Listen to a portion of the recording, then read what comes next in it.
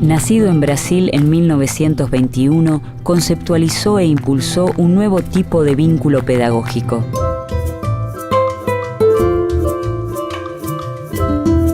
Entendió que el educador debía involucrarse en las problemáticas de su pueblo y emprendió un camino de lucha contra lo que denominaba una pedagogía bancaria. Pedagogo, escritor, político y pensador, Paulo Freire concibió la educación como una acción política capaz de liberar a los oprimidos.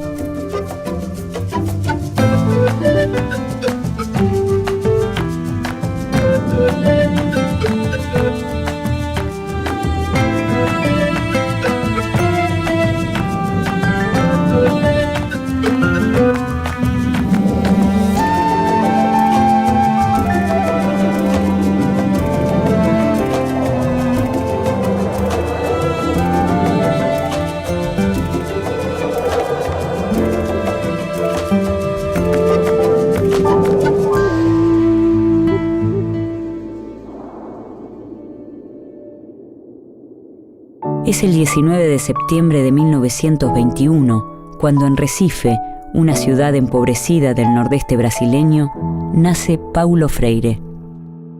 Después de una escolaridad dificultosa, a los 20 años, empieza a estudiar Derecho y a enseñar portugués en escuelas secundarias. Tiene una fuerte influencia de formación cristiana. Él estudia en un colegio católico su escuela secundaria porque es el único lugar que su mamá logra ubicarlo. Trabaja en parroquia siendo muy joven y se forma en el Instituto Superior de Estudios Brasileños, en donde hay participación de pedagogos cristianos como Teixeira, como Acevedo.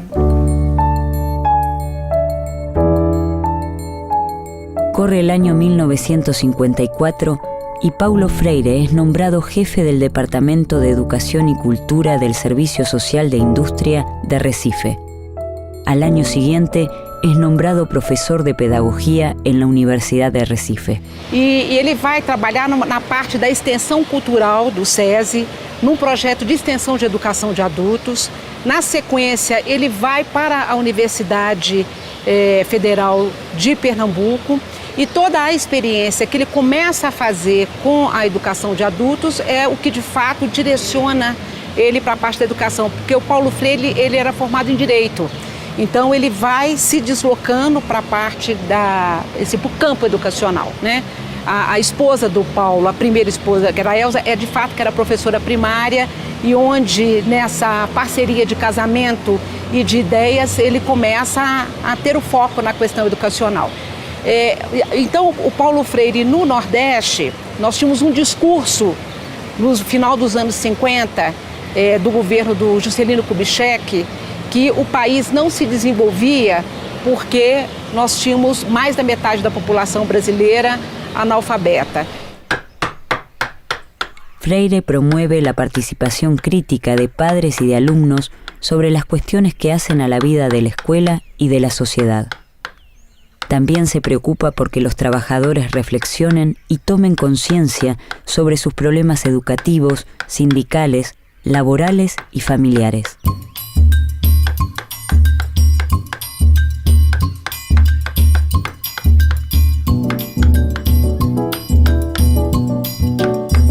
La Iglesia latinoamericana vive, a partir de la década de los 50, tiempos de fuerte militancia y compromiso con las luchas populares. En Brasil, comienza un movimiento de comunidades eclesiales de base que crece incesantemente en las décadas siguientes y frente al cual Freire asumirá un fuerte compromiso. Es el año 1960. Paulo Freire funda el Movimiento de Cultura Popular, donde amplía su concepción sobre alfabetización y educación de adultos. Eu acho que vão ter outros agregados, que é o próprio desenvolvimento dessa metodologia, né, de alfabetizar, que está articulado com toda uma reflexão local, né, da cultura das pessoas e a cultura de uma certa comunidade, e a partir de um processo de reflexão você vai pensando algumas palavras deste contexto e essas palavras que vão se transformar em palavras geradoras, elas vão se constituir como esse elemento, né, um elemento significativo de você desenvolver o processo de alfabetização. Tanto é que assim, o Paulo Freire ele é muito reduzido, né? Eles tomam o Paulo Freire apenas como um método que seria um método rápido de alfabetizar em 2, 3 meses as pessoas. O método é muito mais do que juntar sílabas, ele é muito mais um processo de conscientização, né, da sua condição numa determinada sociedade e, é claro, ele também quer ensinar as pessoas a se apoderar da leitura e da escrita como uma arma política também no cenário, né, de luta e de processos de democratização e cidadania. Freire confirma que los trabajadores se interesan por las cuestiones políticas cuando se refieren directamente a sus problemáticas y necesidades.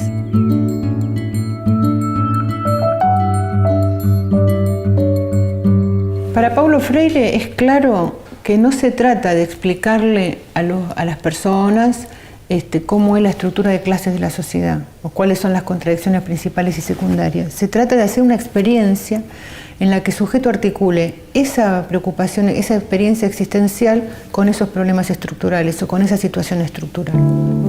El método de alfabetización diseñado por Freire a partir de 1961 se basa en su propia experiencia en la ciudad de Anguicos, en el nordeste brasileño, donde 300 campesinos adultos son alfabetizados en solo 45 días. La obra de Freire surge en el nordeste de Brasil. A mediados de la década de los 60, la mitad de sus habitantes son analfabetos o viven en lo que Freire señala como la cultura del silencio.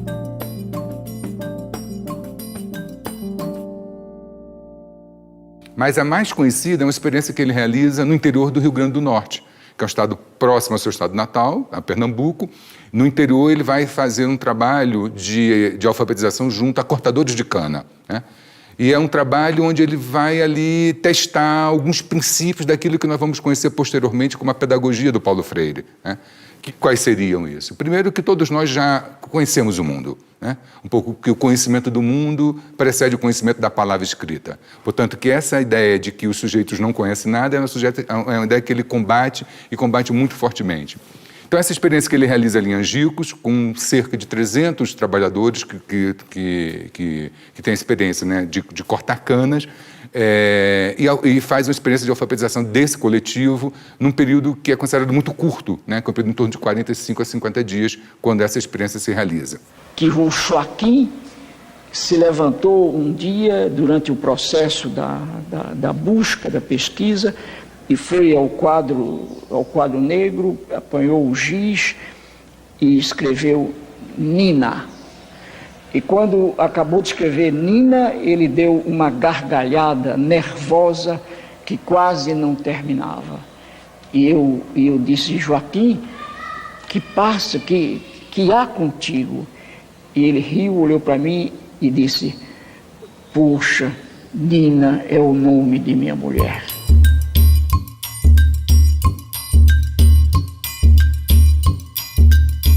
Para Freire, el universo vocabular es el conjunto de palabras con que los sujetos interpretan el mundo y contiene los temas y problemas que son significativos para los educandos. Freire sostiene que el educador debe involucrarse en los procesos históricos de los sectores populares, observando cuáles son sus universos de vocabulario. Considera que en una estructura de dominación, el lenguaje y la experiencia están alienados. Las maneras de hablar y pensar el mundo constituyen un reflejo del pensamiento y del lenguaje propio de las sociedades dominantes. Ele desenvolve, formula e elabora junto com a equipe um plano nacional de combate ao analfabetismo, que pressupunha a criação, no Brasil é um plano extremamente ousado, da criação de 20 mil núcleos, né, de alfabetização, que ele chamava Círculos de Cultura. Isso, na concepção do Paulo Freire, é uma questão muito importante, porque ele não desagrega, ele não separa, né, a ideia da aprendizagem do mundo da leitura e da escrita do universo cultural.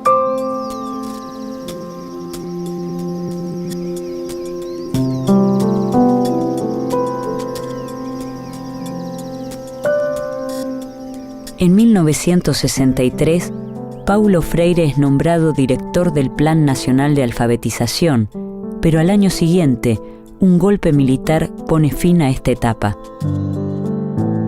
Freire es encarcelado por la dictadura y encuentra protección en la Embajada de Bolivia, cuyo gobierno lo contrata como asesor del Ministerio de Educación.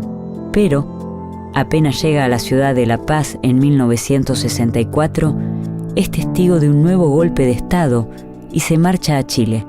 Freire comienza así un largo exilio que se extenderá hasta 1980.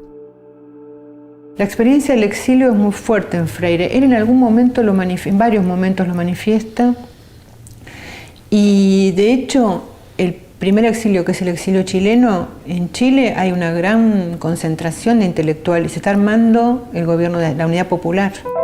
Permanece en Chile durante más de 4 años, donde trabaja en el Instituto de Capacitación e Investigación de la Reforma Agraria y en la Oficina Gubernamental Especial de Educación de Adultos.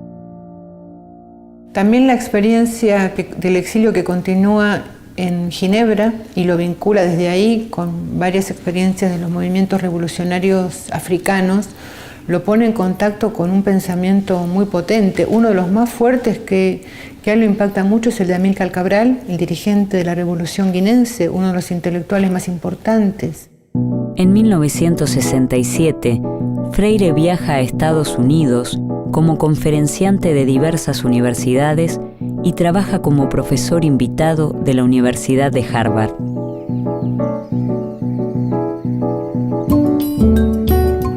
Concluye la década de los 60 y Paulo Freire publica el libro Extensión o Comunicación. En él concibe la extensión de la cultura como una operación invasora, mientras que, de modo opuesto, argumenta que la comunicación de la cultura fomenta la concientización, ya que no es posible aprender si los saberes están en contradicción con las experiencias personales.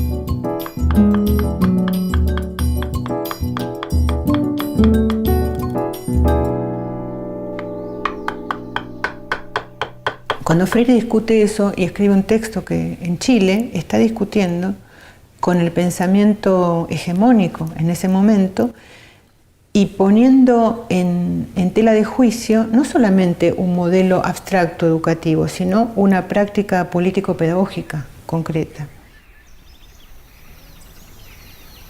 Paulo Freire afirma que el educador que no conoce el mundo del campesino no puede establecer un vínculo pedagógico con él, ni mucho menos tratar de cambiar su actitud. Enarbola su experiencia educativa en principios que fomentan la práctica de la libertad, prácticas que se alejan de un simple apoyo técnico y ponen el esfuerzo en intentar descifrarse a sí mismos y a los demás. Paralelamente diferente. Hola, buenos días. Hola, buen día, ¿cómo estás?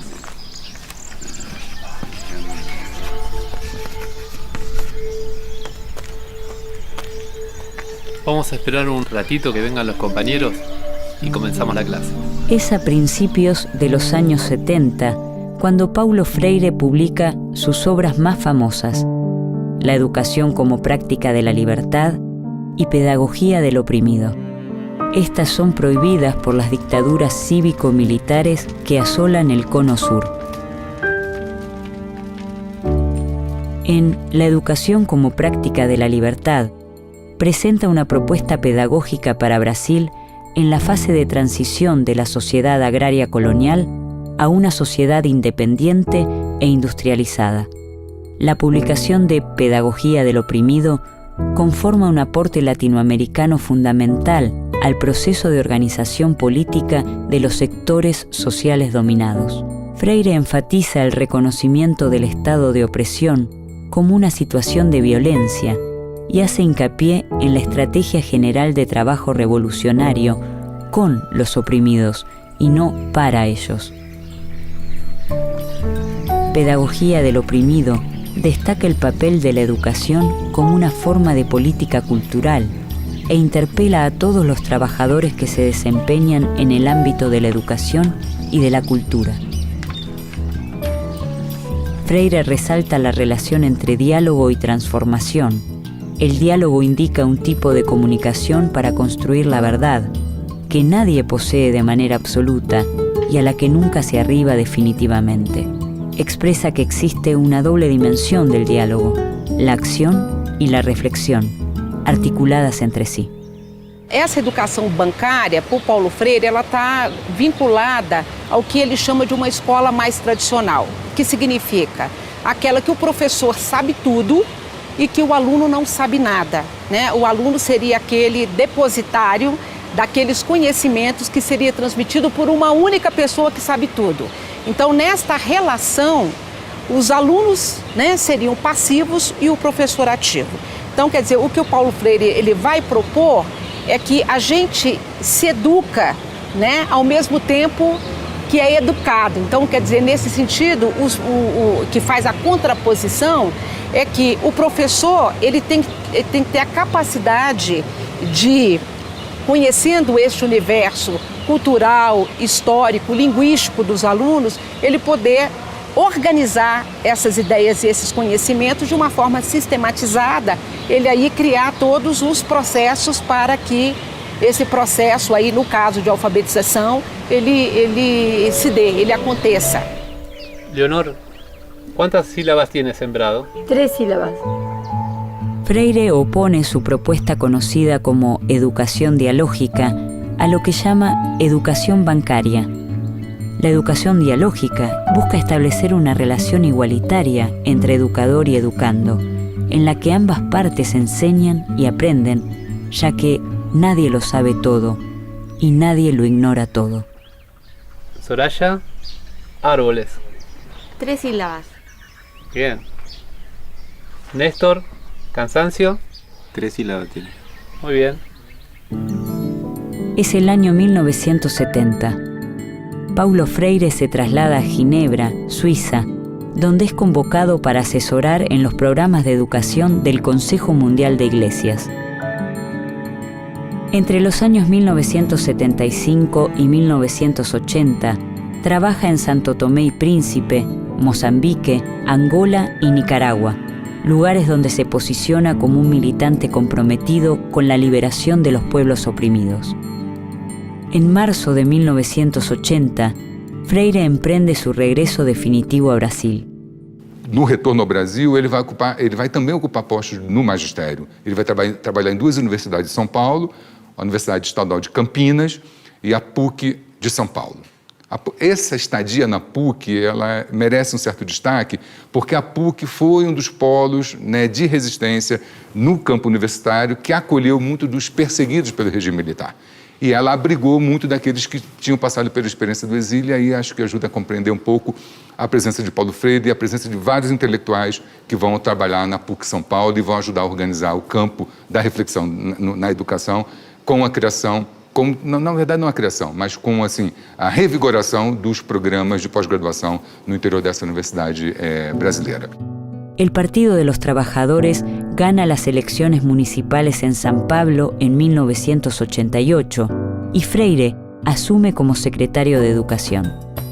Su política se centra en 4 objetivos principales: ampliar el acceso y permanencia de los sectores populares a la educación pública, democratizar el poder pedagógico para que todos se vinculen en una planificación autogestionada, fomentar la construcción colectiva interdisciplinaria y la formación permanente del personal docente y contribuir a la eliminación definitiva del analfabetismo.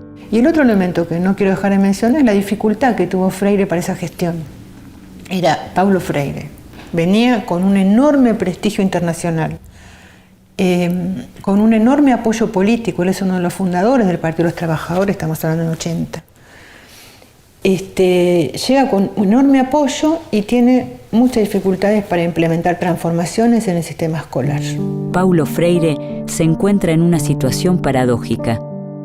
Crítico de la educación promovida por el Estado, es ahora funcionario público. Acepta el cargo convencido de que es una oportunidad para modificar problemas estructurales de la enseñanza, pero las presiones ejercidas desde la burguesía paulista, la oposición política y la prensa escrita lo llevan a renunciar a su cargo y continuar trabajando desde otros espacios.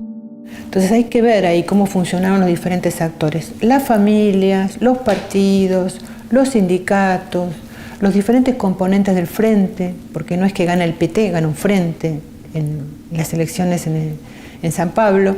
Entonces me parece que toda esa complejidad, por lo menos para alertarnos de que no es fácil cambiar el sistema escolar. Si Paulo Freire no pudo, bueno, ¿cómo habría que hacerlo? Y en un momento él decide que lo mejor para que su equipo, que no es la gente, sino para que ese proyecto continúe, es que él se retire, ¿no? Entonces él dice, me voy para quedarme. Y de hecho queda el equipo que venía trabajando con él, desarrollando el proceso que se había iniciado.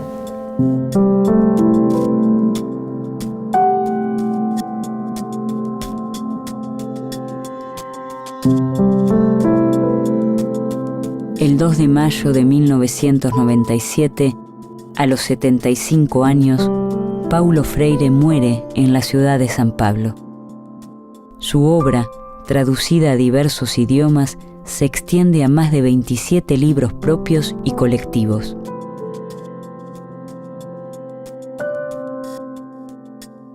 En algún momento Freire, en varios momentos, manifiesta que él está preocupado con convertirse en un mito.